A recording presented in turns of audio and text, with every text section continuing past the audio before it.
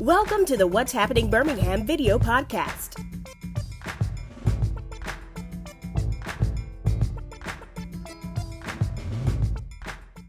This podcast is brought to you by the Jefferson County Department of Health. Hello, everyone. This is Jarvis S. Scott with What's Happening Birmingham. Today, I have the honor and pleasure, first time ever, our U.S. House of Representatives, District 7, Congresswoman Terri Sewell. Congresswoman, thank you for coming on today. Absolutely. I'm so excited to be a part of What's Happening Birmingham. I'm really pleased at all the great outreach you do year in and year out. And congratulations on a great show. Well, thank you. You've been very busy in Congress this past year. Wanted to bring the Congresswoman on to talk about two big things she's been working on.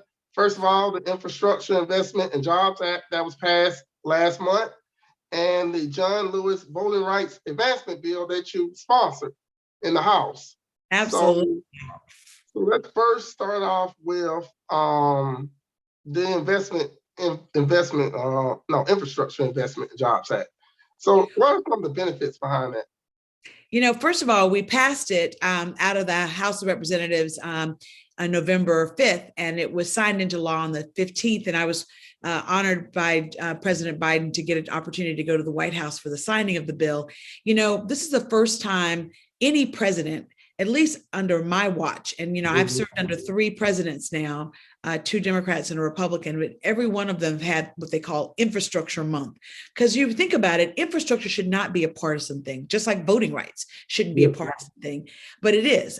Everything has been politicized, even whether or not you get your vaccines. And, you know, we've just politicized everything, unfortunately. But infrastructure is a win-win proposition. You create jobs right now, and you build the infrastructure, the byways, the highways, the new bridges that you put the fiber optics into the ground for the future, right? So it's a win-win. You get jobs now as a job creator, and it actually gives us the infrastructure we need into the future. So I'm just honored that I had an opportunity to work with the Biden administration on this bill. And Alabama, the state of Alabama alone, so it was a $1 trillion bill overall. And the state of Alabama will receive over $6 billion with the B. Oh, wow. Over the next 5 years for infrastructure. In fact, $5.2 billion will go to roads, $225 billion will go to bridges, and $100 billion. This is the part that I worked really around a table to make sure that it got into this Jobs Act, the $100 million that the state of Alabama will get just for broadband infrastructure. You and I both know that this pandemic has laid bare the systemic disinvestments that have been made in rural America, in underserved African-American communities in America. And I think that this bill will go a long way to really helping to close the digital divide that exists in Alabama. And so I'm really happy about the $100 million over 5 years that will come to the state of Alabama solely for broadband. In addition, I started off my week. I'm doing a Building Back Alabama Better infrastructure tour. We started off, of course, in Birmingham. I was with the mayor and the Birmingham Jefferson County Transit Authority to talk about the public transportation component of the the bipartisan infrastructure bill, And, you know, just for public transit, there will be $400 million coming to the state of Alabama. And I was there to talk to, the new transit authority leader, Charlotte Shaw, and her staff, along with the mayor and Councilman O'Quinn and others, to really highlight the bus rapid transit initiative that's going to really give Birmingham the opportunity to have rapid bus transit all across the city and to help connect over 25 neighborhoods with each other. I was able to get the first grant for that project back in 2015. So it's really great to see this project getting an infusion of cash from the city and coming to fruition in time for the World Games.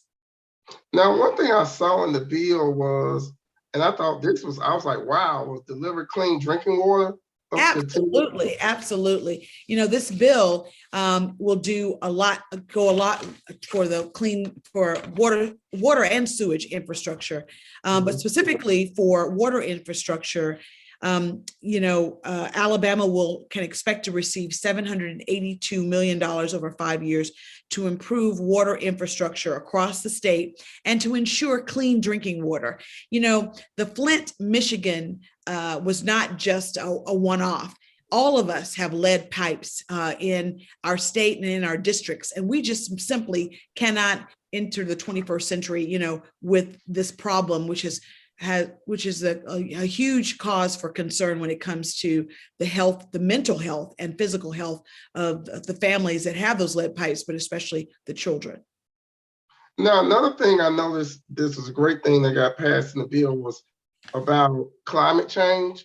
Yes, I thought, in two ways, really. I think that the Biden administration, given the significant changes that are occurring in our climate, which are scientific based, we're seeing way more fires in California. We're seeing way more tornadoes in the South and hurricanes and the like. And so we in Alabama have to come into the 21st century prepared for future generations to deal with this climate change. So one of the things that the bill, the bipartisan infrastructure bill, is a set aside for electric vehicle charging stations. Now, the state of Alabama doesn't have any, and we will get a large sum of money just to start having electric vehicle charging stations. Many people who have Priuses or Teslas or whatever may have a private, charging station in their home garage, but not public charging stations. So there's money set aside for that. And likewise, there's a set of money to just preemptively deal with mitigation for climate change, like tornadoes. So getting a pot of money to do sort of preemptive mitigation for disasters that may be caused by future climate change, as well as the electric vehicle charging stations, will really go a long way in diversifying our energy portfolio in our state, which is critically important when it comes to climate change. Okay. Now, another bill, like you say, you just sponsored, and I guess to all my viewers, unless you've been sleeping on the rock, various states across America have been wanting to change voting rights. And before I even ask you about that, what's really going on with that? Well, before we leave the bipartisan infrastructure bill, I just want my constituents to know that I'm coming all across my district to talk about this infrastructure bill, because it's money that's already been allotted for the state of Alabama.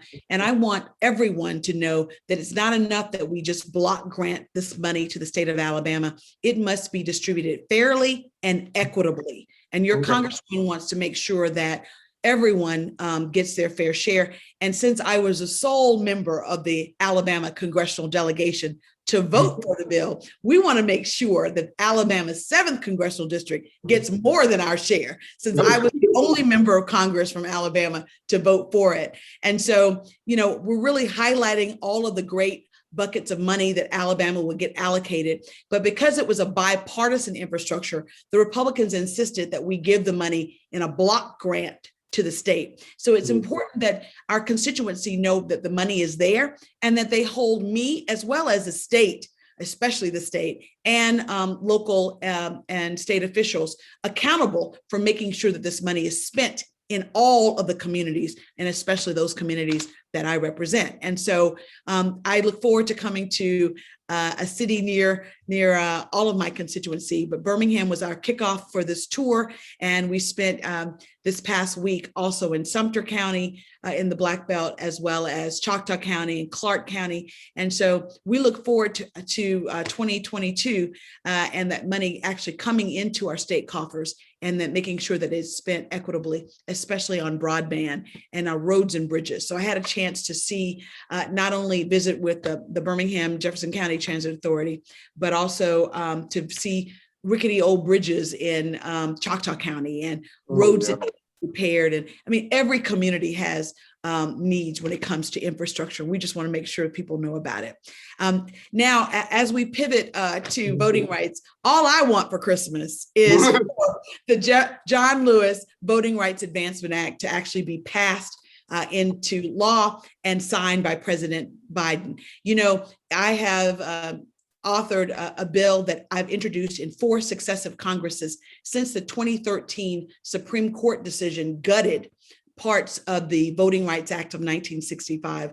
Now, Jarvis, you know, like I do, and like all of your listeners and viewers, I'm sure, our district is known for being America's civil rights and voting rights district. It was proud Alabamians, ordinary American citizens who had the audacity to make this country live up to its ideals of equality and justice for all. And they did so on the backs, literally, on the sacrifices of so many foremothers and forefathers. When I think of the brave Alabamians like John Lewis and Amelia Boynton Robinson and Reverend F.D. Reese, and look, lots of known and unknown foot soldiers that really sacrificed many their lives, and many were bludgeoned on that bridge and Bloody Sunday in order for all Americans to have the equal right to vote. I think it is not a small lift for you and I and those of us who are inheritors of this great legacy, but for them, we would not exist, right? That we stand up, speak out, and do all that we can to fully restore the Voting Rights Act of 1965. And that's what my bill does. We introduced it, this year, when I introduced it into Congress this year, it was the first time I did so without my beloved colleague and our amazing icon of civil rights era, John Lewis. I think that this is not only a tribute for him, but for all of those known and unknown foot soldiers, that we do our part to mobilize, organize, and tell our senators, calling all of our senators, especially the ones in Alabama, who are not going to vote for the bill, to speak out and speak up about it. What it does, my bill, the John Lewis bill, is narrowly tailored. It would just put federal oversight back into the enforcement provisions of the Voting Rights Act. And that enforcement provision was called preclearance. But for the Supreme Court decision in 2013, we would still be living under the Voting Rights Act preclearance. Our state was one of those states that had to, before they could make any changes to voting, whether that was changing a voting station or this new bill that they came up with in 2014 that became into law that required more aggressive photo IDs in order to go vote. But as you rightfully said, what we saw over this summer was 400 different bills in 39 different states across this country, be introduced in state legislatures. And 19 of those bills actually passed into law. I think all of us know about the egregious ones in Georgia that you can no longer give folks bottles of water when they're standing in line for hours at end to go vote. There's just so much voter suppression laws being introduced, and it's enough is enough. And we've really got to do our part. And look, for me, it's about educating my constituents about what it is we're trying to do and how close we are to getting it. And the only thing that's standing in our way is an archaic procedural Senate rule that requires 60 votes to let any bill come to the floor of the Senate for a vote. Now, I do believe that we have 51 votes in the Senate, but it takes 60 votes to just get the bill on the floor. And so many of my constituents, and probably you've heard about the filibuster. What is it? And basically, this was a rule that came into fruition during the Jim Crow era to stop, and it was really instituted by Southern Dixiecrats who wanted to perpetuate segregation. And it's just unacceptable that in this day and age, 2021, when we control the Senate, we Democrats control the House, the Senate, and the White House. And when we think about the fact that it was African-American votes that got Joe Biden the presidency, if not for Georgia going Democrat, and the fact that we have two senators, United States senators, one Black and one Jewish, from Georgia, sitting in those chambers. And Senator Warnock would not come back. I mean, he's up for a vote in 2022 because he took someone else's place. So his term expires. And so we've just got to do our part. I mean, I don't think that our folks stood in lines and registered in record numbers and went out and voted not to be deterred by a Senate rule that just doesn't make sense in this day and age. So how can we help you? Like you were the only person in Alabama that voted for this law, which everybody's going to benefit, even the ones that didn't vote for was their representatives and their senators. Is it still effective calling the congressman and the senator or emailing them, letting them know? Absolutely. And participating. I mean, look, your voice, your vote is your voice. And in this democracy, it's a representative democracy. And so, we elect these people, and sometimes we don't vote for them, but they are supposed to represent all of us. And our senators have to represent all of us and should know. And we should definitely be on the phone, calling them, writing to them, calling them incessantly about the John Robert Lewis bill, and asking our senators, even if you don't want to vote for it, let's at least give the vote to end the filibuster so that this bill actually can get a fair hearing on the floor of the Senate. Tell me why you don't want to do it. Speak up and speak out. Right now, this filibuster allows senators to just call in and say, I oppose debating this bill on the floor. That's all they have to do. They don't have to actually do anything.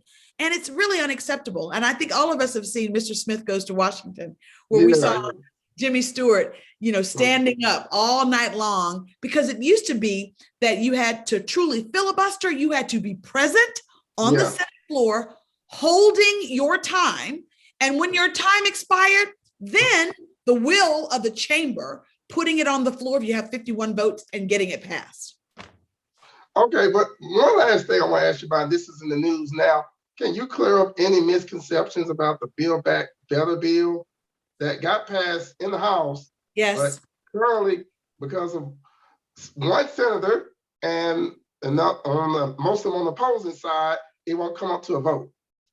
Once again, this filibuster is stopping the Build Back Better. But, we also found out this past Sunday that one senator who had promised, as we all got to vote on the bipartisan infrastructure bill, that if the House allowed the bipartisan infrastructure bill, which had already passed the Senate back in August, we didn't pass it because we were trying to work through the issues that two of the Democratic senators had with the Build Back Better agenda.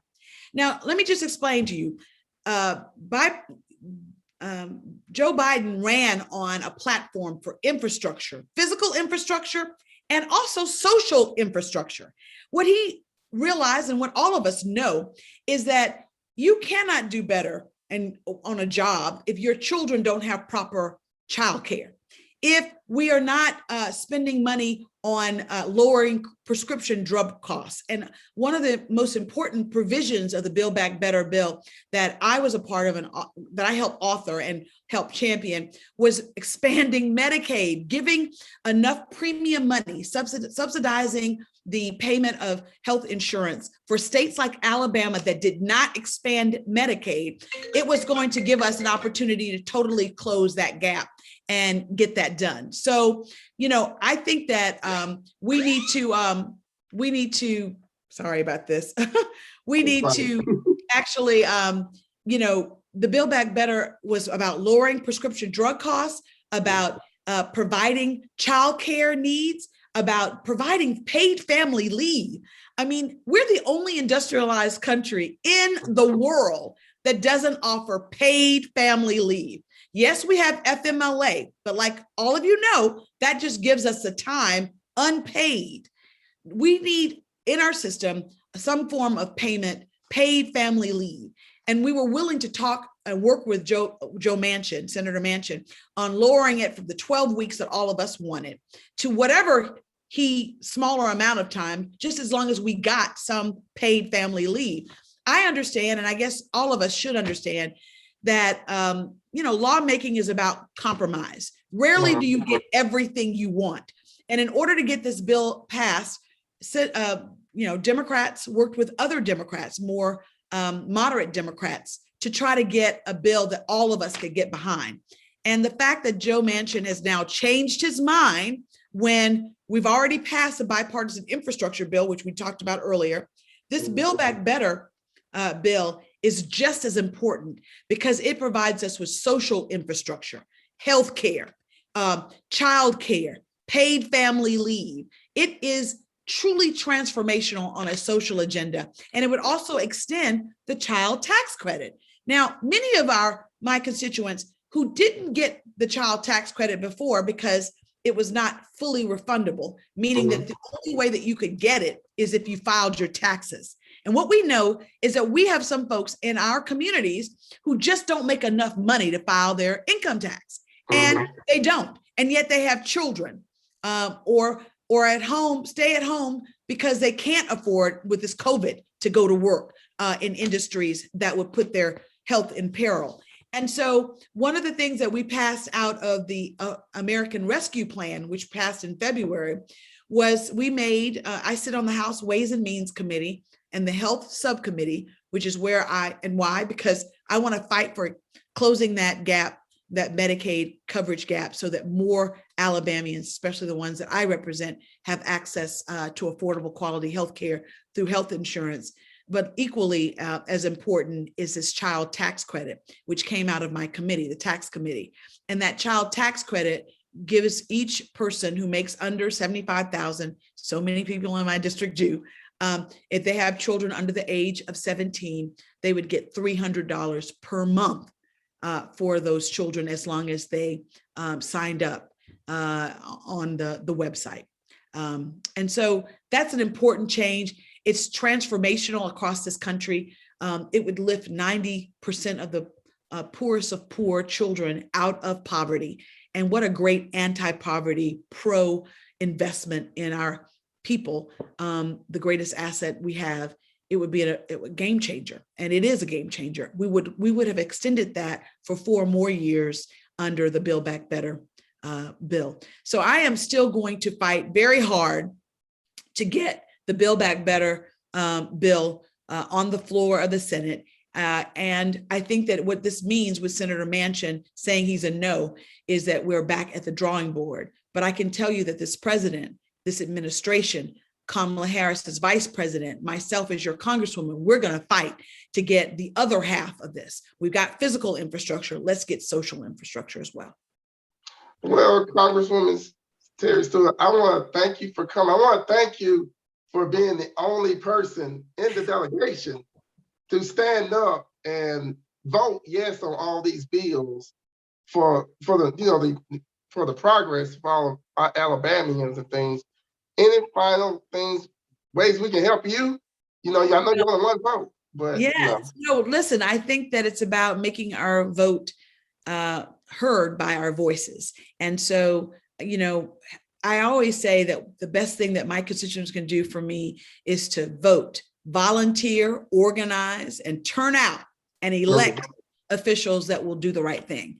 And so the vote is the bedrock of our democracy, and it is our inheritance as just being Americans. Let's use it. If we've learned anything from the Georgia election for the presidency for Biden and Kamala Harris vice presidency, it's that our vote does matter. And that as long as we continue to vote our interests, and vote people into office that will promote and get behind and support and initiate those programs that would help us, we can go a long way. It is my greatest honor to represent my home district. I grew up in this district, have the honor to represent Birmingham and Montgomery and Tuscaloosa and the Black Belt. And I can't do it alone. We have to let our other representatives know how important these legislations are to us. And just remember that your vote counts, and to vote in every election, state, local, and federal. every election matters. And I also just want to wish you and all of the constituents a Merry Christmas and a blessed New Year. This is a season of giving, and I just hope that we all remember that there are so many people who are less fortunate than we are, and let's just give of our time, our hearts, our money, our just give as much as we can to help others. Well, and I agree. And one more thing I want to add too is vote, but hold these elected officials accountable. Absolutely. And the way to hold them accountable is at the ballot box at the next election. Yep. So we got that chance. Absolutely. And also with me going around telling everybody about what is in these bills that have passed, just like the American Rescue Plan, transformational. It gave money directly to cities and counties. And I did a district tour around that, giving out those checks to the various counties and cities in our district, because I want you all to hold us accountable, to know that help is here. And that, oftentimes the best way to hold people accountable is information, right? And so that's why I'm honored to be on your show to give out the information about the bipartisan infrastructure bill, the Build Back Better Act, and of course, the John Lewis Voting Rights Advancement Act. If Democrats do nothing else, we have to deliver on voting rights. Not only does our president and vice president depend upon that, but frankly, that's the only way our democracy can survive, is if we ensure that every person who is an American citizen who reaches the age of 18 has the right to vote and access to the ballot box. Well, I want to thank you for coming on today. You're always welcome to come back in the future. Definitely come back once this bill get passed. Yes, because we're claiming it. We're walking on faith and we're doing something about it. We're moving our feet, as they say. We're not just sitting still. We're actually out there actively putting pressure on the powers that be that this has to get done and has to get done now. I look forward to it in the new year, joining with my colleagues in the Congressional Black Caucus as we continue, we actually increase the fire and the pressure on Biden and the senators, especially those senators in leadership like Senator Schumer. One senator should not hold the fate of important legislation that has universal support within the Democratic Party, and actually has overwhelming support by all Americans, whether they're Republican or Democrat, because they will benefit from it. So we have some work to do. I look forward to, in the new year, rolling up my sleeves and continuing to be a voice for this district. And I ask for your help in amplifying that voice in order to get some of these key pieces of legislation across the finish line. Well, I'm going to help you. My platform is going to help you, and all the viewers that watch this is going to help you, most importantly. So thank you for coming on. Merry Christmas. Happy New Year. I love your Christmas tree. I can tell I love it. I was so happy to finally get done in Washington to come home and put up my Christmas tree. So I just wanted to debut it, right? Yeah. So Merry Christmas, Jarvis. Yeah. Thanks so much for all that you do. And I'm just honored to be on your show. And thank you for keeping this community informed and connected. All right. Well, thank you all for watching this video. Please check out what'shappenbirmingham.com for more interviews. Don't forget to subscribe to the YouTube channel and check me out on Apple Podcasts. Thank you all again, and have a great day and holiday season. Bye-bye. Thank you for watching the What's Happening Birmingham video podcast. Please check out our website, app, or subscribe to our YouTube channel for the latest videos today.